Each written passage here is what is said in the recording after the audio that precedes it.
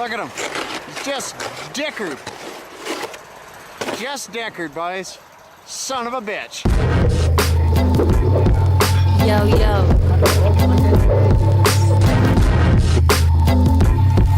Class A and macro.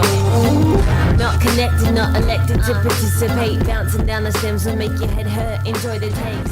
Says her whose head burns from hearing horror stories get burnt from gasoline. Won't be at the Charlie. Hey everybody, welcome back to Take a Ride. This is episode 220. For the sponsors, first I'm going to start off with Heartbeat Hot Sauce. That's the newest one. Heartbeat Hot Sauce is a hot sauce company based out of Thunder Bay. My good friend Al runs that, I believe with his partner. And I think most people listening have had this stuff before. It's at least on Instagram, I see people posting stuff. I know the Woodhawk guys were sponsored by them for their last tour, and I've seen them tagged a lot, but they're on board to help me out. So what can I say about this hot sauce?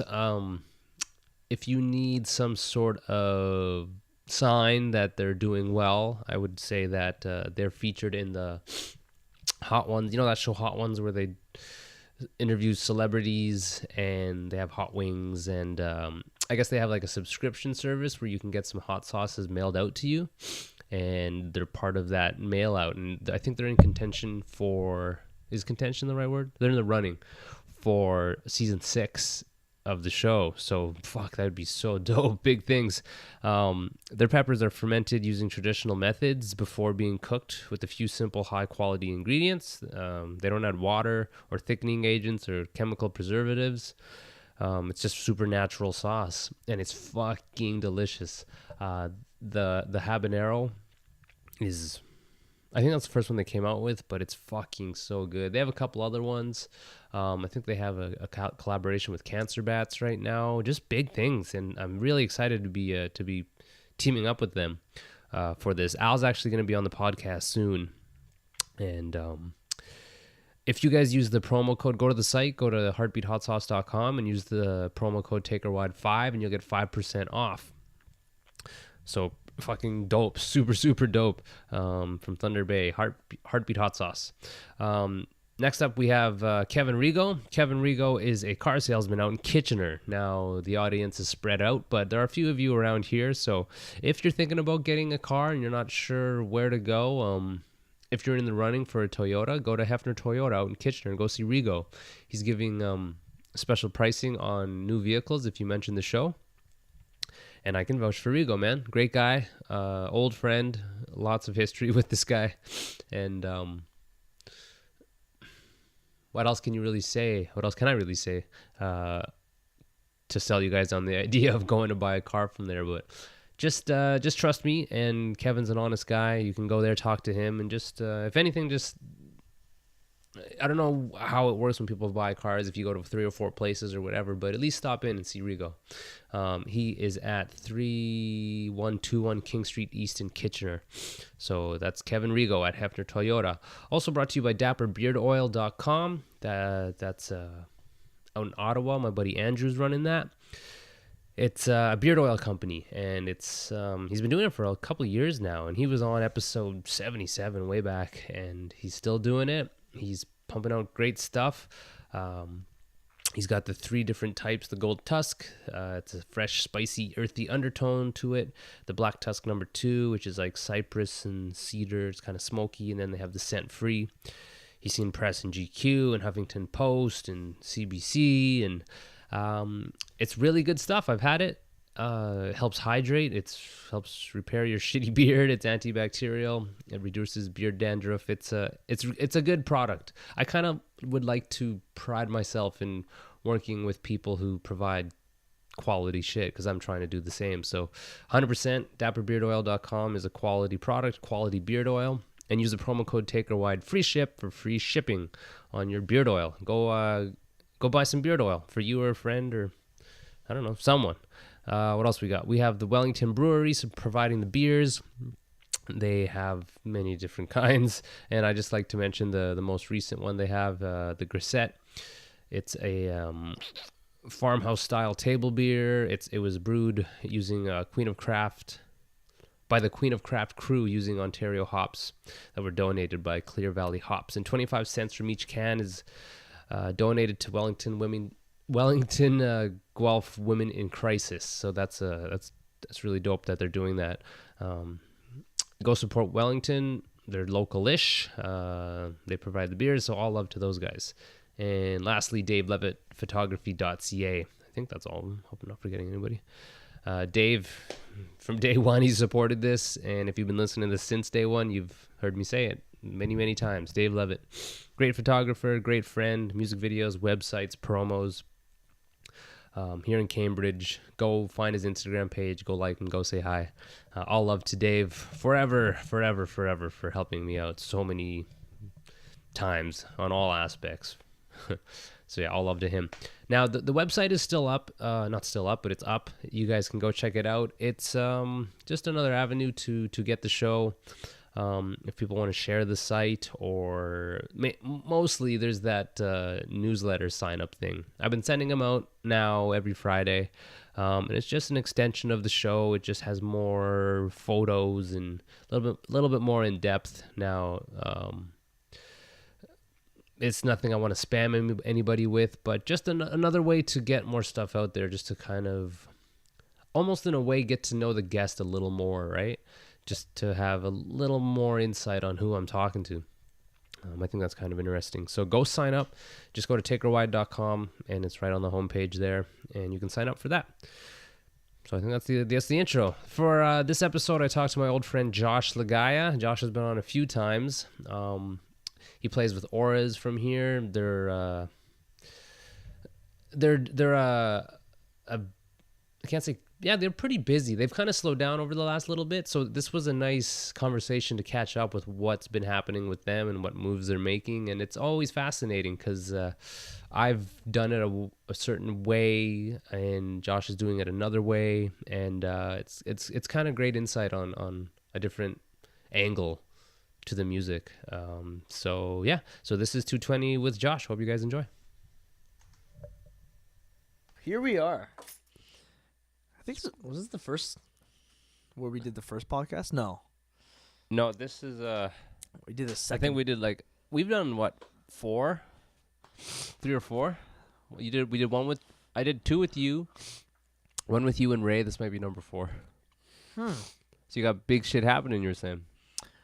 Yeah, man. I was like a month ago. Like, we didn't even think a bunch of this stuff would happen with the band, but we started making some goals, and it just started happening. So Carl from E1 and Good Fight just hit us up and was like, yo, like, are you guys ready to get this record done?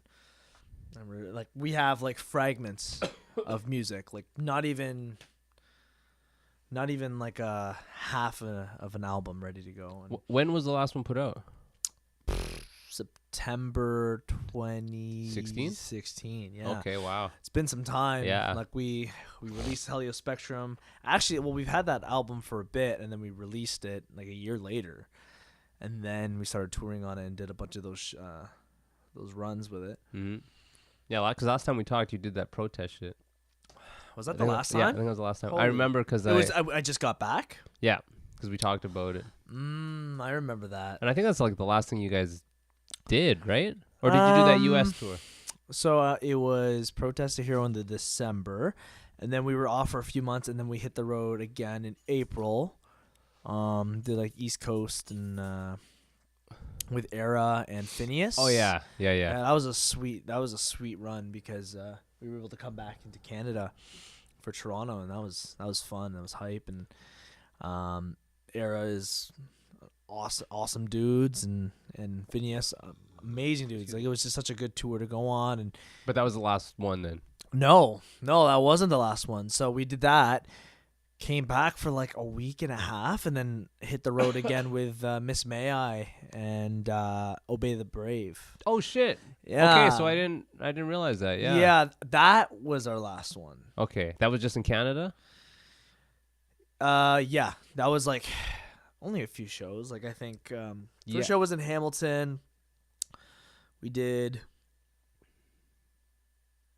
like Ottawa, Quebec City, and Montreal. man, I can't even remember, but it was like 6 or 7 shows or something like that around the area, and it was pretty sweet. Oh, Windsor. We played Windsor, which was Where'd you play there? Um, I'm trying to even think of a venue that holds that many it people. it was a venue I've never even heard of before. Wasn't the Beer Exchange, was it? No, it was like what was it? Was it ground level? All With I a- remember is it had like nothing around. It had like a small, tiny karaoke restaurant connected to it, and the stage was really high. They had a backdoor access that had some stairs, like Yeah. a dirt parking lot. No, okay, that's somewhere else then. That was like the last thing I remember. Yeah, and then I remember that we had to go to. I think we had to play Ottawa the next day. So we like drove the 3 hours back home, then woke up early and drove to Ottawa. We did that. Grubert, we played a Windsor Metal Fest, and we did Montreal to Windsor, Oh man, and then drove home. that's such a long stretch. You know what Yeah, I mean? I think that's what we did. Yeah, No, it was super I remember long. you telling me about that. Do you remember? Do you know the Kennedy guys? Did you ever hear about those guys from Montreal? I just remember they did that show too, and they're from Montreal. Was so it the when I came out to the show? in Windsor? No. No, Oh, in Montreal. Was it that one? Me and Des came out. It was just hashed randomly? out. Oh, is that the Yautja show? Yeah. Yeah, that no, was it. Kennedy wasn't on that one. Oh, okay. Sorry, we're off track. So, just to catch up with Oh, what no, you that's guys fine. have been doing, Okay, so and then after that was kind of laying low. yeah, like after that, we were just kind of laying low. Nathan ended up getting a bunch of gigs with intervals. I saw that. So like a lot of the time while he was doing that, I was kind of just on my own, just kind of writing some new territory, kind of approaching music a little bit differently. And How so? Like, I got a new laptop, and then I got Ableton and a bunch of like these like synthesizer plugins, because I was really interested to start learning on how to program MIDI and explore different sound designs, and I was like really obsessed with like the Stranger Things kind of vibe, you know, the Okay. retro the 80s synth vibe type shit. Yeah, so like that thing like really inspired me, and I started just like looking up what different plugins there were, and I started just like writing like synth, like 80s synth retro sounds. Really? Like no guitars? Like No guitars, and I was just doing it on my own lots and of cocaine and yeah, lots of lots of Doritos, and just in my room just experimenting with these sounds, and you know, I was doing a little bit of that, and then I would just like stop, and then I was just like whatever. was that like thinking you would apply some of that to like, or was that just totally on your own? No, it was shit? kind of, to be honest, it was kind of on my own. Okay, just fun shit. Just fun stuff. Like I got it, like I said, I got a new laptop, and I was just like, oh, like this is kind of cool. Like I'm gonna try something else, and like actually a big it was like learning Ableton was something that took me some time. And What were you using before? Reaper, I was using Reaper. Nathan was using Reaper, so it was easy to transfer ideas. Okay. And like writing for me with Reaper, like it was just like go, and like I had a good workflow with it. Okay. But every DAW has a different workflow, and it comes out with a different product. So that's why I decided to try looking into a different, just a different DAW. And then my buddy Josh told me about Ableton. Like I was telling him that I wanted to like learn how to produce synths and all that stuff, and he was like, "Oh, you should definitely look into Ableton," because he had what's it called, Fruity Loops, and he was like, "Yeah, you could do that, but like if you want to really get into it, you should just start with Ableton." Huh. So I pretty much, after he told me that, I got up, like pretty much went on Reddit, looked up a bunch of things, and then Ableton just seemed like the easy easy way to go, and I like love it. So you've been keeping busy, like musically. It's not like Yeah. after the band. But it wasn't that even thing. like the band stuff. So That's cool. anyways, we kind of just did that. Well, I just kind of just did that and explored some plugins. Is that online and, anywhere? Like, are you releasing that stuff or? Not really. Like it was just experimenting. Like I didn't even finish a song with these synths. It was just like learning Word. how for like sound design and like using different plugins like reverb and making stuff sound cool. And then I don't know what happened. I just decided to pick up the guitar and just start recording and doing stuff with Ableton with metal, and I didn't do that before. I was just like synths and stuff, and eventually it kind of just progressed, and then I like wrote a song with synths that I really liked with guitars and programmed drums, and like I really dug it.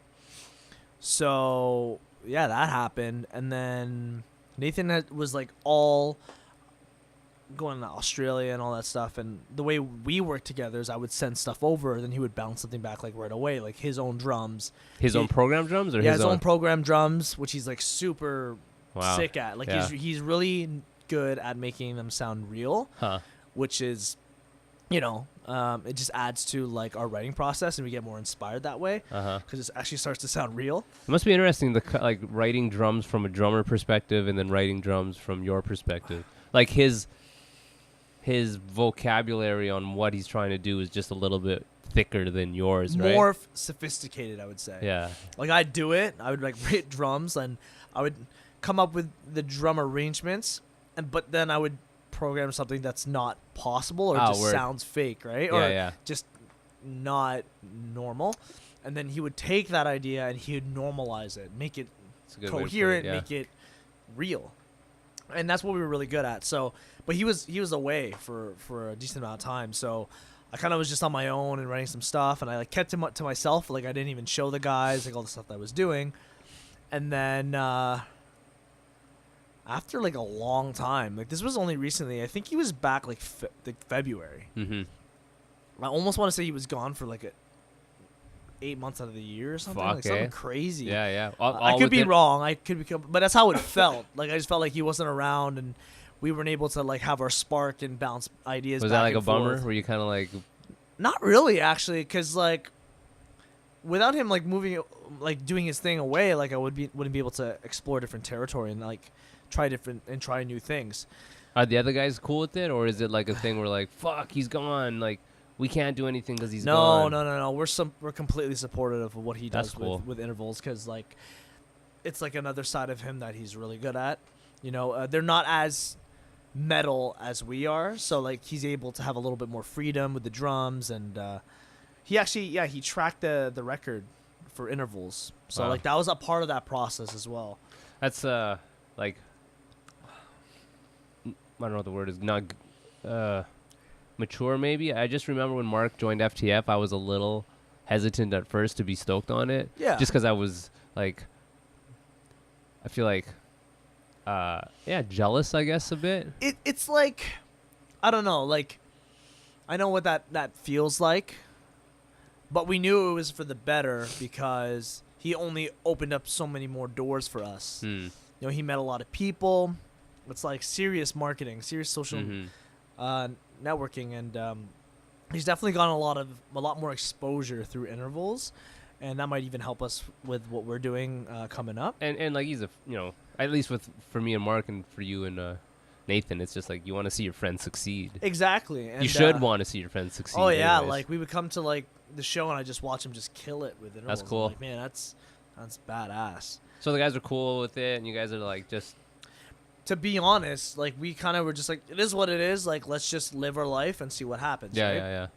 Like I like when things happen naturally instead of like trying to force something out or like do anything. Well, sorry, I don't mean to keep cutting you off, but while this is like happening, is there still activity online, like with people playing your stuff and Bandcamp purchases, and like, or did you notice that like a noticeable like kind of like dip in people's interest?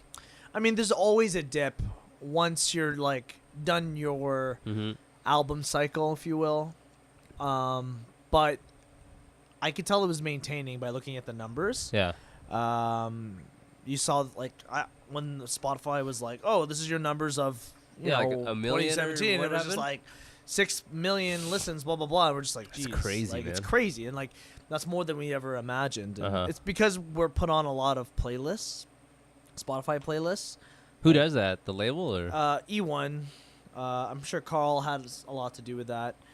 But yeah, so he. What were we talking about earlier? Well, so I just kept. You were talking about that's Nathan okay. doing the touring, and then I was asking how you guys felt, and then. you were just kind of living your life and Yeah, exactly. Like we didn't have an agenda at that point, so we were kind of just doing our own thing. And like I said, Nathan came back back in like February, I want to say. And in the back of my mind, I was like, "Yo, as soon as he gets back, like, let's just start working. Like, you know, no plan for an album, like no plan to set for recording. Like, let's just work and see what happens." And then he came back, and then, long story short, I just sent him the stems. So for guitar and the synth ideas and obviously the reference bounce with like my shitty drums. And I sent it out to everybody. So like I wasn't like sending it here and there and then like they come back with feedback. Like I just sent like four like ideas, not even full songs, just ideas, instrumentals out. like, well, what consists of an idea? Just like an intro and then like a verse, or just just like here's a riff and some drum parts and another riff and some drum parts. So like I just send a song with a silly name. So for example, it was called I think the first one I sent out like 3. Yeah. I sent out one called Planson, one called Floon, and then I think one called Musty Corn. So these were just like random names and then just parts that I put together, not necessarily a song. Sent it out. Guys dug it. Nathan really dug it. And he was like, "Yo, I really like the vibe. Like the synths are like, they're huge. They just change the game completely for not music, but just like for us to be inspired. Like, it was like a new, fresh sound for us to work towards to, and like that inspired me. That people really dug it, and like, because to be honest, I was kind of scared. Like I wasn't sure if they were gonna really feel the vibes of the. So the is synths it? I was I'm putting trying on. to picture it because like It's hard to without showing you. It's really yeah, hard. because you guys would do sort of soundscapey stuff more. So I feel like intros or like maybe over the solo or something. No, exactly. But now it's like kind of just more of it, I guess, throughout the There's song. just more thought put into it, and a lot more synth than guitar layers, if that makes sense. Okay. And but on the same sort of parts, do you picture them being, or you don't know yet? It's just kind of like, What do you mean? like, would it be just like a bigger intro synth part and a bigger like synth over the solo? It's just a more like the synth kind of just glues everything together. So I got like synth pads, like synth leads, and like some synth plucks that I experimented with, which I would never do. Like back in the day, I would just start with guitar and drums and just go hard, and then later I would add the synth. This time it was backwards. I started with the synth, and then I started adding drums, and then Interesting. I know it was really weird. It's a weird process, but They dug it. they dug it, and like for me, starting that way just inspired me. Like just That's cool, man. I know Mark's always trying to write differently because you guys both like. I don't write songs. I'm not a songwriter, so I'm sure at some point you need some new inspiration to just try some. Like I'm gonna try this. That's the thing I've learned with this process is like don't be scared to try something new because you'll never know what will come out. Because I had like a little bit of a writer's block before I got the laptop. I felt like I was like, this is just starting to sound like the same thing, and like I don't know really what to do with this music that I'm trying to write. And but then, like I said, when I opened up new doors with like a new DAW and like using some synth plugins and playing around and having fun. Like the thing about writing is you want to have fun and you want to be like excited. You don't want it to be like a job where you're like, okay, I gotta write this part, and like I never wanted it to be like that. So that's why I was kind of happy that Nathan did his own thing, because then it gave me lots of time to just be like in my own space and like have no pressure to send anything out. No one was expecting anything, and I literally locked myself in my room every day after work, before work. Like anytime I had a chance, I would just stop what I'm doing and just like, oh, okay, I feel like writing something. So I'd sit down, I'd write stuff, and then I'd be like, all right, I'm done. And then I'd leave, not write for like 3 or 4 days, then come back, listen to the idea, and I'm like, oh, that was really cool. Like, and then change some stuff and then go back to it. So like, it wasn't like right. It was very relaxed, and I was able to take my time with things and let my ears rest. So, and it's always nice to let your ears rest when. Yeah, when you're writing, my buddy brought this up once about how you write, but part of your writing is knowing that people are going to hear it, and how much of that influences how you're writing. Exactly. No, Like, that is the greatest way to put it. You know, how do you?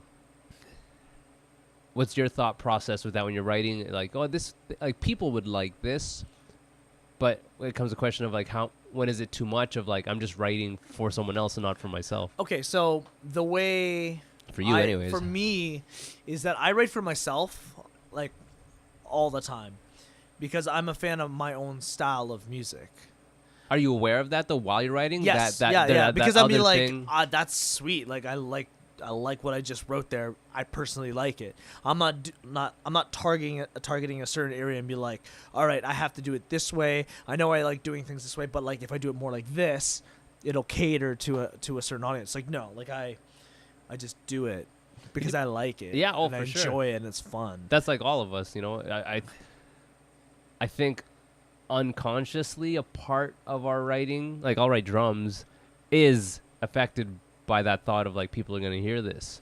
Oh, of course. But yeah. it's like kind of keeping that in its own box and recognizing that it's there, but it's tricky. For me, it is. For writing drums, it's tricky because I'm like, okay, that sounds cool, but I just picture like a live setting, how it would sound, and it's kind of back and forth. Like, did I write this for myself or did I write this for like some critical or some like praise or something? Well, actually, what's funny is when I'm writing, I envision myself showing it to like a certain group of friends. So like I picture myself showing it to Ray and how he'd react, because we both like the same style and we're both like pretty open-minded. He's like the first one. Like if someone's gonna get a file of a demo, it's Ray first, like all the time, because like I trust his I trust him to tell me the truth if he digs it or he doesn't dig it. But like if he's like, yo, this is sweet, like I feel so much more accomplished. Cool. Yeah, well, it's good to bounce, have some people you can trust, right? To get their opinion on, because you care about their opinion. Exactly. So that brings us to like writing. The boys are getting on board. Nathan's back. Nathan's back, and then it literally started. I sent him the songs, and he's like, "Yo, these are sick." Everyone was like, "Yo, these are really cool. Like, I really dig these songs." And then Nathan was like, "Yo, send me the stems. Like, I'll program bass, and then I'll program drums, then I'll mix it." Because he's gotten like really good at mixing now. It's like it's. He said he'll do bass. Or he programs bass. Wow. There's a plugin for that. I don't know. If I ever try to be like, nah. It's like all MIDI. So wow. He does it for like writing purposes, just to fill out his mix. And yeah, I know it's a weird concept, but it's totally doable. So I would just send it, and he would send it back to like everybody, and then we would all listen and be like, okay, now it's starting to come to life. Like we have bass, we got his identity in the program, drums, and eventually it just like I kept writing, or like not even writing. I just went back into my old files that I kind of kept all this time, re-looking at, like, reworking it and looking at everything that I've done and compiling and then sending it to him, and then he would send something back, and then like boom, boom, boom, song, like more and more material was made, and full songs or just still little parts, like kind of party stuff? Pretty close. Like there's some that are like not finished, like I would say like 65%, but then there's like one song that's like 95%. Yeah. Where like Aaron would be like, yeah, I don't even think you need to add anything, like, or move anything. Like, this is perfect. Yeah. So we were just kind of doing that, and then I sent it to Carl. I was like, hey man, like we've got some ideas, like let's see if like what you think, right? So we sent it over, and we're all pretty like nervous, and we're all like, it's different. Like I will say this version of Auras is very different. Very different. He just responded back, and he's like, yo, these go hard. Yeah, he was feeling them. He was feeling them. And then he was just like, yo, you ready to record them? Are you ready to make a new record right now?" And we're like, "Yo, are we ready?" Like at this point, we only had like 5 or 6 quote unquote songs. They're just like random names and like random parts, and like we didn't even think they were good enough. Like, so why did you exactly. send them to him? Just Because like we all sat in a room and we're like, guys, like guys, this direction is sweet. Like, not to toot our own horn, but like I'm really motivated and I'm really excited about what's coming out right now. It's completely new and fresh, and all of us are just like bouncing ideas back. Like, we should do this, and like we're excited again. We're back. You know what I mean? Like so that dipped. So was that to just send it to him like, hey, we're still a band kind of thing, exactly. more than anything? Yeah, because like I feel like in the back of their mind they're like, yo, what are they doing? Like, but like we were kind of quiet. But then I was like, I remember sending him like, hey, like here's the Dropbox link. Listen to the songs. Like let me know what you think. And then he was pretty happy. We were stoked. And then he was like, yeah, like you want to get this record done? And we're just like, okay, like what? And he kept pushing. He was like, who can you get to record? Like, blah blah blah. Like.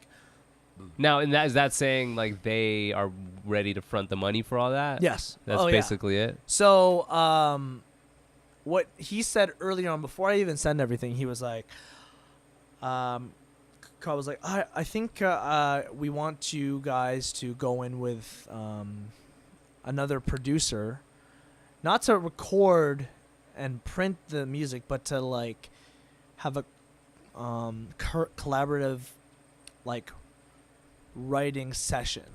So find a guy who overlooks everything and let him like put his like identity in there and like fix things that the outer ear can sense before you like put it on an album and send it off like you always do. And that's what we always did. We always did our own pre-production. Yeah. Like we've done, like sending stuff back and forth, and then I would record vocals, and then Eric would learn them and then re-record vocals. So that was like the process, which we have done. And then he's like, now, why don't you go meet up with somebody, have them listen to your stuff, and help you make the record even better. Add some sparkle, maybe fix some arrangements, like clean it up a little bit. How would I would be hesitant. I'd be very like, I don't know this guy. So there was a few options, and the one option didn't end up working out. But then there was one guy who just came up and he was like, oh, why don't we go with Nick Sampson? And Nick Sampson, he was in a band back in the day called I Am Abomination. He's been working with a lot of bands like We Came as Romans, a band called Polyphia. He's a Canadian guy? No, he's out in Michigan. Huh. So we were like to Carl, like, well, why don't you put us in with Nick Sampson? He's like, oh, I love that dude. I know him. Here, let me hit him up. So we hit him up right away. So you guys were cool with that idea, like 100%. Get a producer in here. 100%. Because with Helio Spectrum, I'm pretty proud of the work that we've done. But there are some parts where I'm like, oh, I wish we did that. And I wish we did that. And that's where you think a producer would have maybe caught that? Would have caught that. Because they're fresh ears. Our ears are deteriorated by our own pre-pro. Everything, like 5 versions of the same song, different kinds of tones, and like constantly in our head. And that kind of affects your judgment on a few things. And I said, I would look back at some of the stuff in Helio Spectrum and be like, yeah, like I would have done it differently. You know what I mean? I would have made that song shorter, or I would have not done that, or that was cool. Like, why didn't we do more of that? You know what I mean? Like, and so we're like, yeah, let's go with Nick Sampson. He's like, cool, I'll set it up. He hit him up, and he was like, all right, so he's down. I think the label's gonna send you out for about 4 or 5 days to spend with him at his studio in Michigan, and then you guys are just gonna collaborate, and then that's it. And this was just a collaboration thing? Like, it wasn't like you're going to record the album with him? No, This was still just a feel songwriting kind of thing? Honestly, we would have recorded with him if he was Canadian. So we're trying to, like, score on the grants as a Canadian band. Yeah. And we have possibilities with that, and I'll get into that in just a bit. So you guys did this already? No, we haven't. Oh, okay. We're actually leaving Monday. Holy shit. This Monday coming up. Yeah, so we're going to go from Monday to when this thing goes out. Friday. Wow. Yeah. Okay, cool. We're really excited. Like, we got him on a call and we just talked about our ideas, and he was like, yeah, like I specialize in arrangements and finding cool hooks and just cleaning up the song Yeah. a bit so it actually is a memorable song. You know what I mean? Like making sure things don't drown out too much, or play something a little bit more because it's that much more powerful when you repeat it. You know what I mean? And That's so interesting because like a producer. well, he's just a producer, Yeah, like a helpful songwriter. It's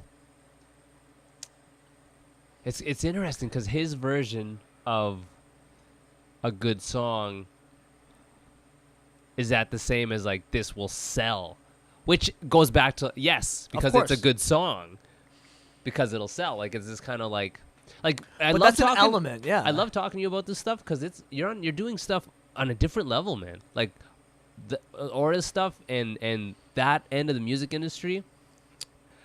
I don't do that stuff, but and it's not to say it's wrong. It's really fascinating to Yeah. talk about like having a guy. Oh, I in. love talking about it with you because Aw, like you ask the man. right questions, and I like think about what I'm talking about. I'm like, yeah, that's Well, gonna be fun. And, to his past successes. Oh yeah, Because you want your band to do well and grow and like this is part of it, right? and you know I've come to realize that hooks are important. Making your song memorable is important. However, whatever that means, or whatever you have to do to make that means, and or make that happen. Sorry, and I noticed that with the change of the music industry in terms of streaming. We're in a world now that you don't make money off of album sales. Physicals, digital downloads, iTunes is not where it's at right now. You need to focus on the streaming, and the streaming is the future. And in order to adapt to it, you need to adapt to a streamer's ear. So think about a 13-year-old who just gets introduced to Spotify or Apple Music. Think about when you were 13 years old and you started getting into music. How would you hear your music? What were your reachable outlets? Yeah, just like MTV or MTV. You get up off your ass, go to HMV, you get an album. You'd have to like, I don't know, I saw some people like listen to it, but like you wouldn't be able to listen to everything. Yeah. So most of the time you would just buy it and then just hope that you like it, right? Yeah, for real. You'd buy it hoping it's good. Hoping it's good. Yeah. And most of the time it was good. Now think of a 13-year-old now who's getting into music, and he's just like, all right, well, I got $10 from my mom. I'm going to go get Apple Music. Boom. Your entire access to music is changed. You can listen to whatever you want. But then it gets to a point where there's so much that it's hard to pick. And for some of these streamers, I don't want to blanket statement to everybody, but for most of these streamers, the first 5 seconds of that song is going to do it before you until you press skip. Or even to the next artist, you know what I mean? So we just want to make sure that we keep you interested. And that's what Nick's going to help us do. Do you think Aura's is a young, I think it is a young audience target, like a 13-year-old kid who needs that? Because I don't feel like Grabert is that at all. Like I've never thought of that. Like you make sense. What you're saying is totally true. I believe that that's true with kids nowadays. And it's like, I know. but So- I don't know. I'm a little bit, not that much older than you, but it's just different. We just don't, we don't have that in mind when we're writing. But it's just a different thing. Like, it's just different. It's not wrong. I It's used a to different think- side of music. It's different, man. That's really it. But I'm just saying I'm not saying I'm targeting a 13-year-old who's just No, got- not yeah. intentionally, but I feel like writing and with this producer and this knowledge and the streaming and knowing, it's like, okay, so what are the goals for the band? You want to do well, and do well means financially do well to perpetually keep doing it. I'd assume. Yep. You know, So those are the moves you make to do that. It's and that's, playing the game. and that's part of it. You know, just trying to make things memorable. But like, I'm a avid streamer. Like, I listen to a lot of music, and Yeah, that's fine. I don't really stream that much at all. see, for me, I'm guilty for that. I'll listen to the first like 10 seconds, and if I don't like it, I'm gonna skip it. You know what I mean?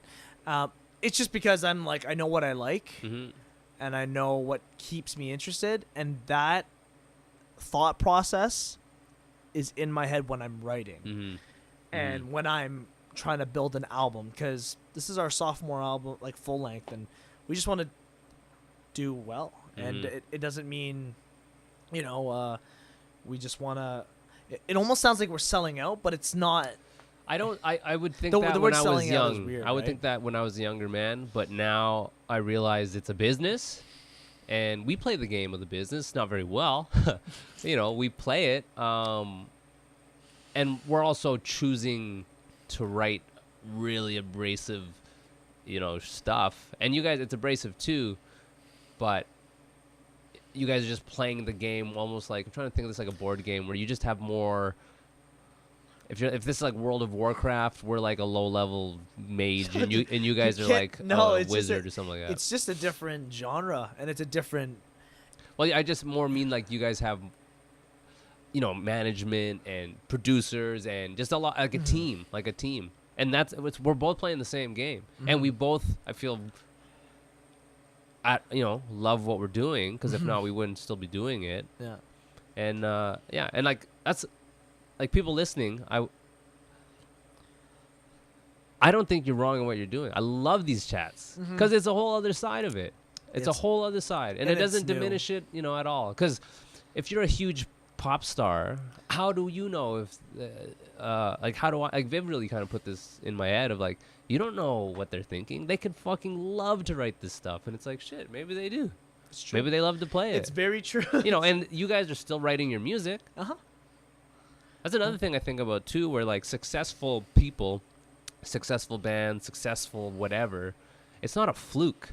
Like, you put hard work in, you're smart. Exactly. Like you it's like all the successes that people have aren't flukes. No, it's you know? never a fluke. Like, look at your band, like the success you guys have had from the members all base level, like being proficient at their instruments, to agreeing to work with people, and you know, educating yourselves, and just all of that lines up for success. Right. So that kind of even can bring us to like, so you're going to work with this producer guy on Monday, and then you'll see like how many songs come out of it, or so this is how it's going on. So yeah, we're going on Monday. I don't even know what to expect. He might even like listen to the music and be like, "There's not really much I can change. I'll just do that, and that." Or he might be like, "All right, I've heard all the music you've sent me. I want to kind of show you a new way of approaching stuff," and it could change the music completely. And I'm open. We're not open for like full on change, but we're open to experiment, and we're open to spend some time and kind of get out of our heads a little bit and go into his. And I think that's the most important thing, because when someone points something out that you don't notice and you understand it, it's just a learning experience for yourself and as writers. Because then moving forward, clinging onto whatever he's going to teach us, we're going to think about that, and we're going to do it more, and we're going to do it better, and then we're going to do it better, and then we're going to go to him again, and then he'll make it better. You know what I mean? Like, it's just a growing... Or you go to a bigger producer who exactly. maybe has more tools. If he's the dude, like, he's like our age, and if he's the guy and he knows what we're trying to do, I'm going to go back to him. Will you guys go there with gear, or is it just a sit down, like in front of the computer stuff?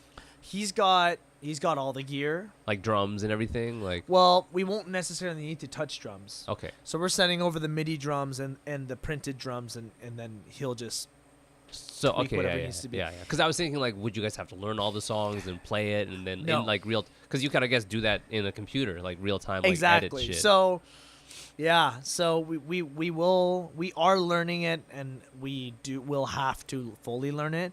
But right now, we don't want to learn anything until it's done with this guy because things might change and then we're gonna have to relearn it. You know True. what I mean? Things might change just the slightest, and that will throw off your When you learning. when you're writing the guitar stuff, is it just a wave file, like, or like this is gonna sound stupid, or is it like you're tabbed right. out, or like, I or know you just I never tab. so you're just going off memory with these? Memory, muscle memory, just every preceding part like leads to the next part, which is a preceding part to the next part. It's like a chain reaction. That's the way I think of my thought process when playing the music. Like, if you were to ask me, like, all right, so like, what's the first note that you hit, and like, what key is it? I'd be like, I don't know. I just start here, and then I just go, and like we all work that way, all of us. Like, as long as you got a click, we're good to go. Cool. So, before we go to him, tomorrow we're going to the E1 Canada office in Toronto. So we were with E1 US metal, or just US, and that was for our last album. And like, things were good. Like, it was what it was. But Carl decided to move the office to Canada, which makes it like. Is Carl Canadian? No, he's not. Okay. He's from New Jersey. So he wanted to move it to Canada. Yeah, because we're Canadian. Huh. We need Canadian funds. It's so hard to get American funds across the border, like without the correct paperwork. Where now with E1 Canada, I'm pretty sure they have a direct bill account. So as long as all the stars align, it'll be easier to get those funds. Okay, word. Also, it's an hour away. So you're meeting there to what are you guys meeting there for? We're meeting the E1 team, Canada team. Like, Wow. I'm gonna meet the main guy. We're gonna just meet everybody that's involved and just build a relationship. Just like, hey, we're auras. Hey, like, this is what we're doing. Here's some of the rough shit we've done. And then I actually get to meet Carl for the first time. Oh, cool. So Carl, he's been me and him have been back and forth a lot over the past year and building that relationship, and I feel like I can go to him for everything, for anything and everything, and he's been such a rock for us. He's believed in us, and That must be nice because he has a lot of people under, like, he's got a lot of bands that he's working with. Yeah, exactly, and he's I'm assuming. he's also an awesome guy. Like, he's just really wise and very helpful, and he believes he believes in us. So having that just made me feel really good. And like, to be honest, when Helio Spectrum came out, like, I didn't really have that much contact with him. Yeah. It could have been just busy schedules, and like I said, like, we're from Canada, he's from the States. It could have been, just a hard thing to link up naturally. But one day he like emailed me and he was like, yeah, like, what's going on with you guys, like, blah blah blah. And I'm like, this is blah blah blah, and like just built a relationship from there. And ever since then, we've been back and forth and just making plans, like working, just like this is what we got to do, and let's do this and all that. So I'm gonna meet up with him, E1 team. It's gonna be great. I've never even met the E1 team in America, so That's crazy, man. I've done it through email chains and stuff, but now it's gonna be nice to make a face to these guys and shake their hand and just be like, this is what we're trying to do. And it's a lot easier to explain that face to face with a beer in hand, or So whatever. it'll just be more like this is what we're trying to do musically, and then past that, will you guys like say like we want to do this and we want to like, will you, because it kind of like, here's what we want to do, or like, is it just strictly like, here's the music thing? Well, it'd be here's like the album. Hey, I'm Josh, Nathan, like, meet the guys. That's what we do at home. This is how long we've been in a band together. Like, just get to know each other a little bit. That's my plan. I don't know, they might be like, hey, like, what's up? Like, show us your music. All right, bye. Like, I don't know. But You like, ever watch that thing you do? You ever watch that movie? That thing, it's a Tom Hanks thing, and there's a scene where the band meets like the big head guy, and he doesn't give a fuck about them. it's possible. I'll have It's to show totally it to you possible. after. Who knows? Maybe we'll have a little podcast after and be like, all right, so I went there, and they didn't know who we were, and then security kicked us out. Still though, if you're working with a big company like that, yeah, it'd be important to make some sort of personal connection with these people. Like, hey, like, please don't fuck me over. Like, I'm really passionate about what I'm doing. Yeah, it's not even that. It's just like what I've come to believe is that being genuine and like building relationships and helps build a business. Uh-huh. you As know? far as the band as a business, how is it doing? You guys owe a ton of money? Like, you don't have to say No. specifics, or you No, guys stay not afloat? really. Like we're good. We're good right now. Like, you could you stop the band right now and then wouldn't be a big deal? Like, you wouldn't have mad shit to owe, or Exactly. that's Yeah. kind of nice, like a freedom to do that. And I think bands, maybe when they sign a contract, it's like a corporation, and they're not like personally liable for shit. But again, man, I don't know shit. I don't know shit about this. Yeah, it's a different game, and That's a good place to be in, though. Just like, we're not owing crazy money, and you guys can, move forward. and that brings us to it's more of a trust thing. Like we trust them. Carl will make the right decisions, and then we'll make the right decisions. And I think tomorrow is just building relationships, talk to the people, get to know them, and then like I think me and the guys and Carl are gonna get a beer on the side and just talk, because like we really haven't ever done that. So, so yeah, so then that's happening tomorrow. Then on June 16th, we're going to Ottawa to record that record. Oh, word. Yeah. Wow. Which I know. studio? No, it's a guy not named that I would know. Dean. I don't know the actual studio name, but his name's Dean. He's done Protest the Hero. He's done Obey the Brave. He's done. There's a lot of Canadian projects, and we actually got on a call with him 2 days ago for the first time. Talked about how we were gonna do things, and it was great. He sounds like a great guy, and I only hear good things about him. And When you think of, like, because you're playing with bigger bands, Protest and Obey the Brave, is that their main gig, those guys? Is that their, like, or do Protest they have, for sure. now Obey the Brave too, do you know? Because I'm gonna... Yeah, I'd say so. Like they got what do you mean by like? Well, I feel like my buddy teched for them for a while. I think he was tour managing them. Oh yeah. And just talking to him about all the moves they were making, and it was like, these guys stay busy, and I think this is how they pay the bills. But for you guys, you're kind of taking that path. Like, let's say they make moves, invest money in you guys, and put you on the road like 8-9 months of the year. Mm-hmm. Like, do you think about that being a possibility? Or It depends. It really depends. Everything is gonna happen. Like for me, if we get a tour offer, we want to make sure that it's a good tour offer. Like we're not just gonna grind it out. Like if it's a good decision and if it works out, then it works out. But we're not just gonna dive into anything that's thrown at us. do you think about? Do you want to get to that level though? Of like, this pays your bills. This pays your rent. I don't. Because that to me means that you have to fucking put tons of work in, and Things are changing now. The way that shows and tours are happening now, you got to be choosy of your tours, and I think there's room to learn on our end, but I think we just need to be smart. That's all I'll say is we'll be smart and pick the right tours.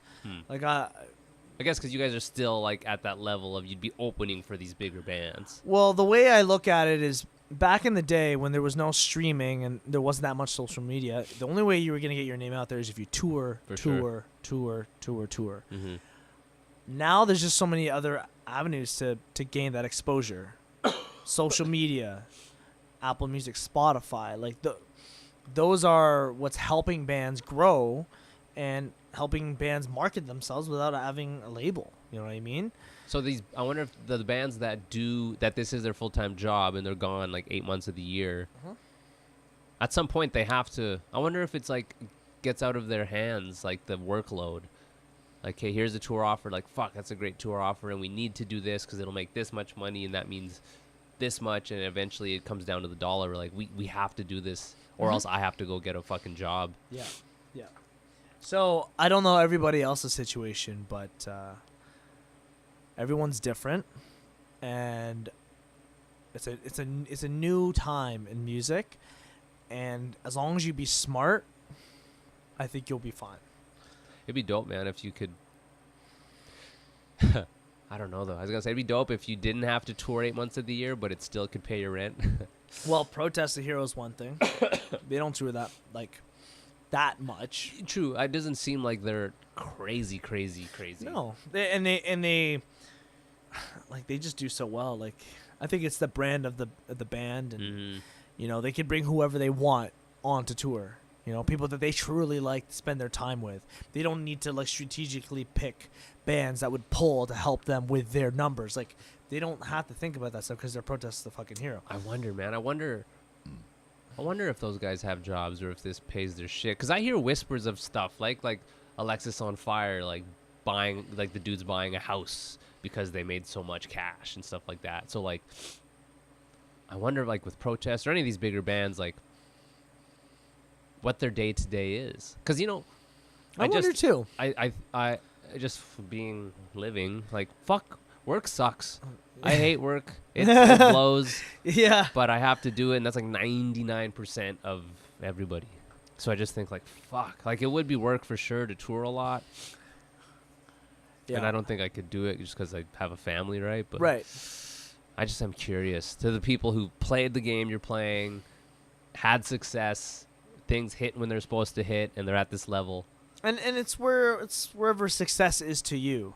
You know what I mean? Like, yeah. Let's say if you're someone else and you did all the things that I've done, and they're like, wow, like I've accomplished so much, like that's good enough for me. Like that's success. And then you go on with your life and do whatever. Do you ever talk to your partner about that possibility of like, fuck, I might be gone a lot if all, you know? Do you guys ever talk about that?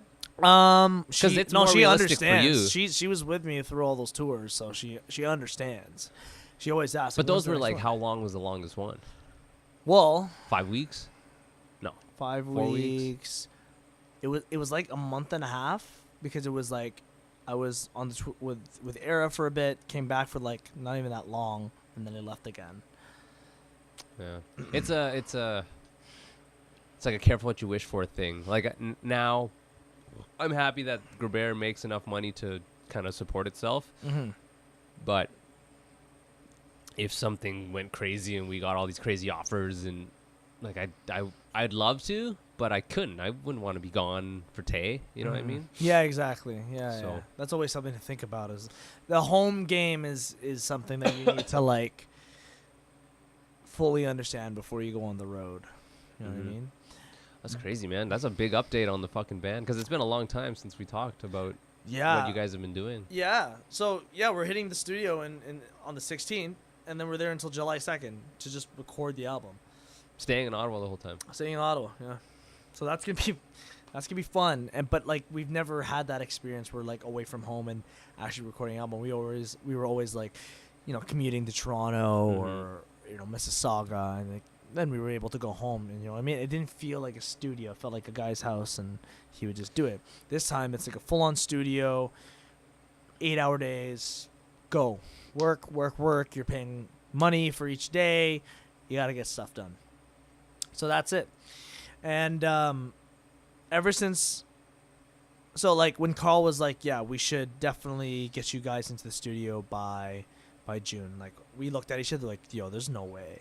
I was like, I don't even know if like we'll have enough material by then. But also I'm just like, that's like not leaving us a lot of time to like do anything like really. So we were thinking like go to Nick's in June and then record in July. But then we shifted everything a month, so we compressed our days and then we had to work. So this entire month I've been working like an animal. Like I'd work and then I would just go straight to Nathan's and just do music. Like write. Go to sleep, wake up, go to work, go right back. I was there today. I was there yesterday. I was there the day before. So like, just non-stop, just trying to get things ready. And you know what? Like we might even be over ready. Wow, that's the best place to be. Over exactly. So I feel like we're gonna be over ready, but it's good. So we're just trying to compile as much material as possible to make it easier for Nick to, you know, work his magic. You know what I mean? So we're really excited for that. Do you think do Do you feel like Carl gave more of a shit about you guys now because the last album did so well? Or like basically, do you know how well the last album did? Do they give you any information on that? The vibes I'm getting is E1 is behind us all the way because our numbers were So they were solid. happy with. Very happy for a full length, especially being Canadian and being able to do what we can do in the States. It was just a good starting point, and it's a good resume and prerequisite for going into this next step. Did you make any cash personally off that tab book? You're gonna have to ask Aaron. He's our accountant, but Like there was a kickback to the band, I guess. yeah, on that. exactly. So the thing is with the tab book is that it's like I don't think the album was big enough for guitar players. You know what I mean? What do you mean? Well, I just don't think it's not. So you have guitar players who are listeners. I don't necessarily think our demographic were people that want to learn it note for note. I see. So was that a label move to do that? Like, No, hey, we did it, and Luke Hoskin from Protest a Hero reached out to us and wanted us to do it with him, and it was a good collaboration. And So how does we that have a work? tab book? Like, Yeah, how does that work? So he hit you guys up like, yo, you guys ever think about doing a tab book? Yeah, he goes, yo, do you guys want to do a tab book? And we're like, yeah, cool. The only thing is we don't have tabs. He's like, don't worry. We're like, okay, what does that mean? He's like, don't worry, just send us the stems and we got a guy. So Huh. this guy named Sun Young Park, Sun Young Park. Sun Young Park. I think I butchered it, but anyways, he's out of Toronto. He listened to our entire album and he made it into Wow, sheet music.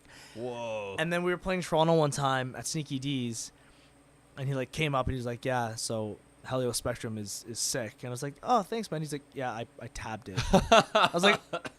I was blown away. Like I was almost intimidated. I was like, Wow. you went through all that. So I didn't see the book. Is it just like number tabs? Or Yeah, is it's it number musical? tabs. Okay. But then there's notes too. Like it's Yeah, like you can play it on notation. a piano. If Yeah. You, wow. Really wanted to. You ever see any covers online of a piano player doing it? No. See, I that's Because I've seen a few covers of kids playing it. Yeah, it's not. That's the thing. It's not the kind of music that you would want to transpose to piano or, you know what I It'd mean. be cool to hear. It would be nuts. There's only one guy that I know would do it. Hmm. He's in Winnipeg, and this guy is the sickest at keyboard. Like he literally shreds like a metal guitarist on this thing, and it's insane. he's a prodigy. I'm pretty convinced. That's so cool though, man. Who the fuck is this guy? But that this just- guy, he just did it, and then I remember we performed, and he came up to me, and he was like, "Man," he's like, "all I could think about is when you were playing Waterstone." I was like, "Yep, got that wrong, got that wrong, got that wrong." Oh, really? Well, it's not that it's wrong. Yeah, it's just not the same way. exactly. Like you can play the same note over here Exactly. and down over here. Yeah, yeah. But if He's only- making it easier. Like you. he just probably learned made his it way? better, to be Yeah. honest. But like, we're That's cool. we're weird. Like we don't really think about like the easiest way to play our music. Well, that there's a lot I think to be said about someone who isn't super schooled, because then you'll develop your own style and like you'll Exactly. think differently. You know, if it's like Oh, yeah. if I feel like if you go to school and it's like here's how you do it, you might follow that. Versus if you don't know, you could do your own thing. I think the reason why I'm so like in tune with my own writing is because I taught myself Mm-hmm. on everything, how to play and how to write. Like the first thing I did when I picked up a guitar was write a song. I didn't even know how to play Remember the what guitar. it was called? Girl, I miss you. No, there was no singing. It was like a bullet for my Valentine riff. Do you remember it? I'm trying to right now. I'm just looking around like fuck. There's a guitar here. I vaguely remember. Like if I picked up a guitar in that tuning and I set it up, maybe, but that's not. I don't know if I ever asked you. How did you start playing? guitar. Yeah. I remember. So I started might out have as a asked you drummer. before, but- I started as a drummer, and I. Like, how do you start out as a drummer? Like, your parents bought you drums? It's actually so random. So my sister was dating a guy named Butch. Okay, You I met remember him. Yeah. So he was like into drum. He was like a drummer, or like he was into drums. And he How like old were you, and how old was he? I was like, grade 8, So what's that? 12, maybe. 13? He was like my sponsor for confirmation. okay. Yeah, I know. And then like his gift to me for my confirmation was like 2 drumsticks and a Oh, practice word. pad. And a pad. So I just like he taught me how to do the you know like the Like a 5-stroke roll. yeah, or something? brrr, you know what I mean? And I was fascinated. The fact I was like, oh, that's how they do it. That's how they go so fast. I'm like, oh, that's sick. And then eventually, I convinced my dad to buy me a drum kit. You remember And, what kind? Pearl, Forum. Word. It was black. I remember me and my dad were supposed to meet Butch at, I want to say Macaulay's Music. Okay. Yeah, it was Macaulay's Music. Okay. And we were running late, and we got there, and he was there, and he was just like jamming around, and he was like, yeah, you should get this one. And then I got it, brought it home, started playing, and then I started taking lessons like soon after. Huh. Yeah. Wow. And then once I started taking lessons, then it opened up a door in rhythm, and then I just understood like rhythm all like for everything. How long did you take lessons for then? A year, Wow, really? maybe less. Who was your teacher? You don't remember? I can't remember his name, but I just Not that I would know. I still remember everything about that room, like the shards of wood on the floor, and like the I didn't sheet know music. Where did they do lessons at Macaulay? There was like a remember when you drive behind and there was like that back door? No, I just remember the front door. Okay, so if you go to the front door and you were to go straight, Mm-hmm. and there's like that exit door that takes you outside. Yeah. Before that, there's something to go downstairs, and I would go down, and he would just teach me like I don't even remember what he taught me, but like I understood like Wow. separating my limbs, and that was like how I learned. And then I had a friend who was playing guitar, and we used to jam all the time. And then one time he left his PV starter kit at my house. I picked it up, and I was just like playing around. I was horrible, but I was like, man, I actually like making notes and like making melodies and stuff. So that night, I actually wrote a song. So sick. It was not a song. like, but you didn't know chords or anything. No, I right? didn't. You were just All like, I knew was power chords because it was so easy. Hmm. It was like 1, 2, 3, and it was like, and I was like, cool, that's awesome. And then what I started to learn was chord progressions, just like, oh, if I put it over here and then I do this next one here, that sounds really cool. And then I would just like add, and then I just learn, and I learned how to write, and I started getting better at writing every time. Your drums are just collecting dust. Yeah, to be honest, it was just collecting dust. Where did they end up? Those drums. We sold them. We sold them like. To get a guitar. No, I had the guitar and I had the drums, and that was the thing I always had. And So then, was it? I'm getting real specific, but did homie leave the guitar there, and you're just like one of those things where you don't give it back, or? no, I know. Actually, he picked it up like 2 days later, and then I went to my dad. I was like, "It's my birthday, isn't it?" And then I got the starter kit, which was like super cheap. It was like $120 for like a mini Like a Bandit? Or no? It was like a mini like little box PV amp. It was, oh man, that thing was actually sick. Like I don't know where it is right now, but it was sweet. Pretty It dope. had really good like tone to it. And then I got like the starter kit PV, the exact same as my buddies. Uh-huh. And then I just played, and then I kept playing, and I kept writing, and then I found people who liked what I was writing, and then we started a band. What was the band called? Rhetoric. Rhetoric? Oh no. Yeah, that was Is there any recordings from that? yeah, actually, the one guitarist, Tyler from back in the day, who was in that band, he sent it to me like a year ago. I gotta And hear he's like, this, I man. have it. Yo, we'll find it after this. We'll find We'll it. play it for the Hibzine. No. I'm like, I couldn't even finish it. I was like so cringed.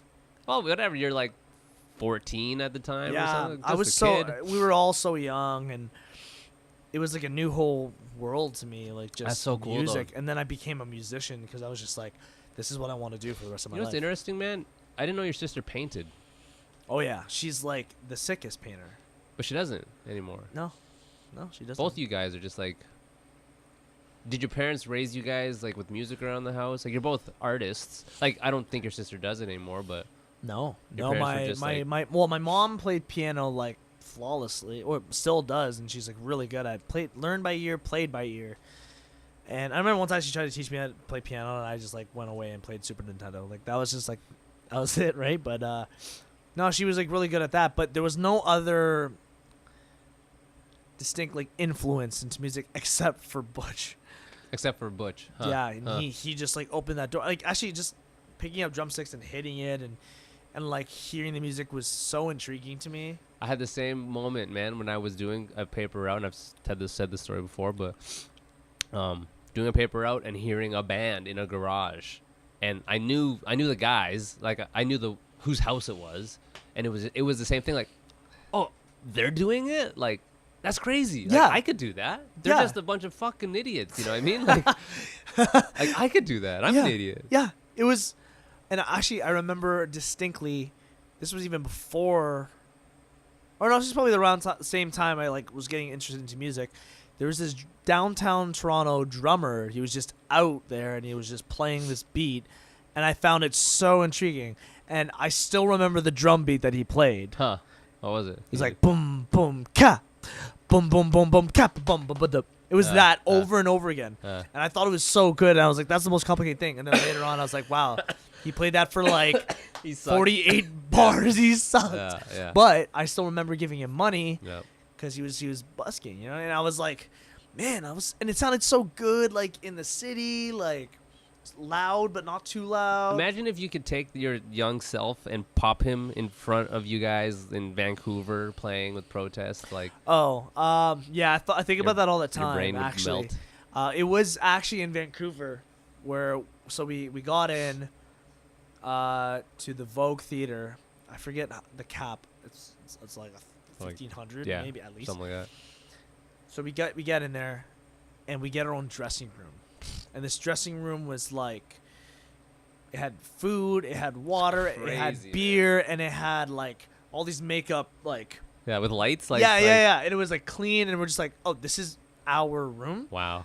and it said like auras on there, and I was like, okay. And I looked at Eric and was like, we're about to play with Protest the Hero. And then I like went up to Nathan. He's like, they're just like, yeah, I know.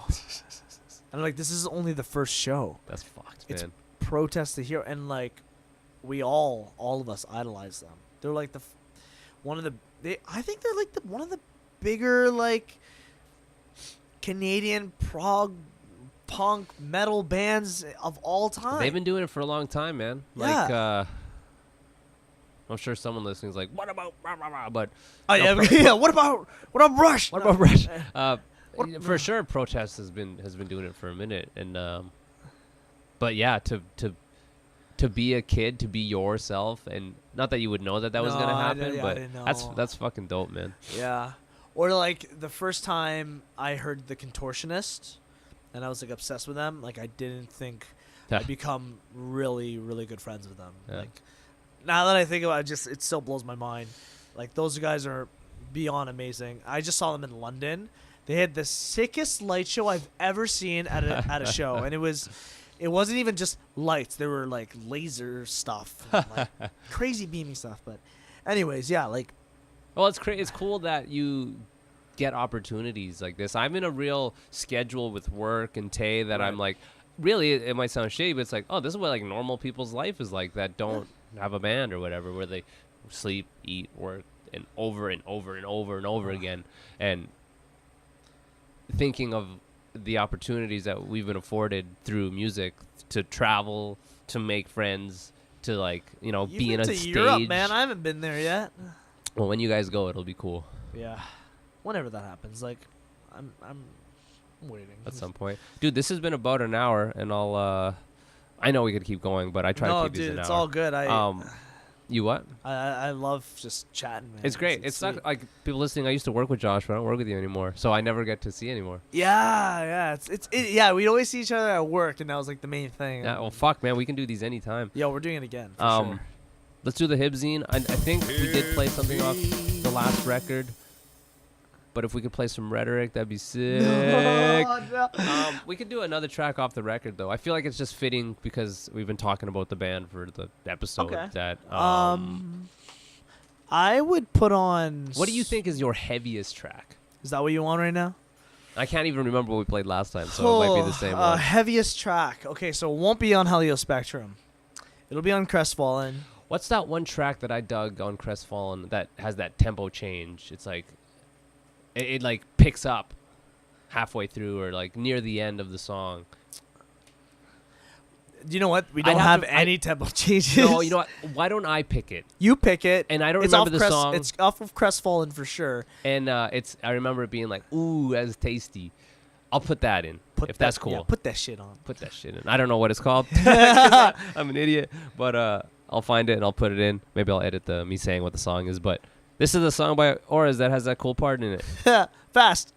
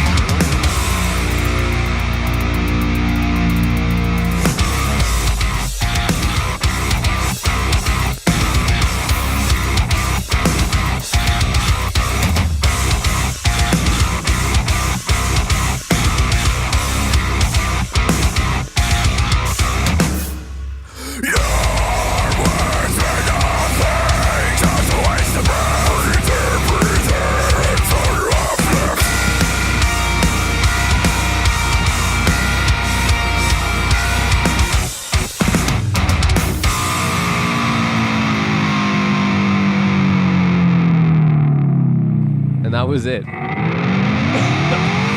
That's about it, man. Fuck. Dude, that's Let me that was sick. Yeah, I don't know. Shit. It's fun. I guess quickly, like, how do people check out your shit? Auras.bandcamp, right? Spotify, Auras.com. Apple Music. Like, where do Bandcamp. you where should people go? Like, because I don't use Spotify or Apple Music. Go whatever. See, that's the thing is go on whatever you prefer. That's it. Like I personally there like most Apple likely. Music. Like I don't know why I just like Well, the I feel get of it, it. man. No, I get it. It's And like, I wish I yeah, just kinda had do it. go on. We're on all platforms, so like go on what you feel most comfortable with. to listen to it, because like we don't want to like put them on a link and put it on our website and be like, go check out aurasofficial.com, and then they go there and then like it's different. You know what I mean? I want you to go on whatever makes you feel comfortable. Okay, cool. Yeah, I don't know. Just keep your ears to the ground for that new record. Maybe once the record comes out, we can talk again. But I'm glad we can do this, man. It's a nice way to keep in touch and talk about Like this always. shit. Always. Fucking A. All right, I'll let me just close this off. This is Take or Wide, guys. Let me just get my shit ready here.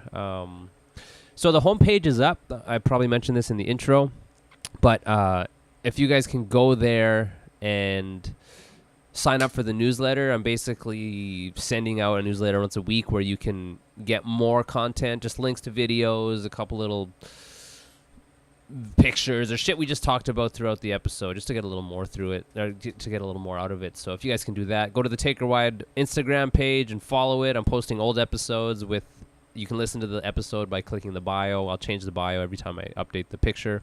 And for the sponsors, Kevin Rigo at Hefner Toyota out in Kitchener. If you're looking to get a new car, go out there and mention the show, and you get special pricing on the show. Wellington Brewery out in Guelph for the tasty beers. They have that grisette, if you guys can grab that. And 25 cents is donated to Guelph Wellington Women in Crisis, so that's dope. DapperBeardOil.com. Get the promo code Take or Wide free shipping.